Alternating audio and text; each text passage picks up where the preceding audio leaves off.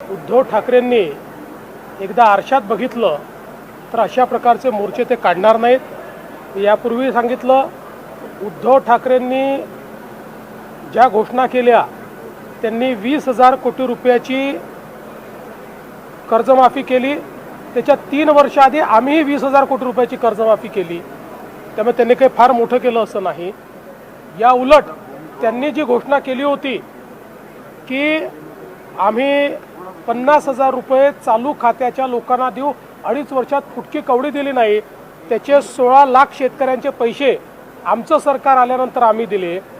आणि आताही आम्ही 31,000 कोटी रुपयाचं पॅकेज दिलेलं आहे, ज्यातले 21,000 कोटी तर थेट शेतकऱ्यांच्या खात्यामध्ये जात आहेत। म्हणजे त्यांच्या कर्जमाफीच्या पैशांपेक्षा जास्त पैसे हे आम्ही थेट खात्यांमध्ये शेतकऱ्यांना देतो आहोत। याच्या व्यतिरिक्त 6,000 रुपये राज्याचे आणि 6,000 रुपये केंद्राचे 12,000 रुपये वेगळे आम्ही शेतकऱ्यांना देतो आहोत। इन्शुरन्सचे पैसे आम्ही वेगळे शेतकऱ्यांना देतो आहोत।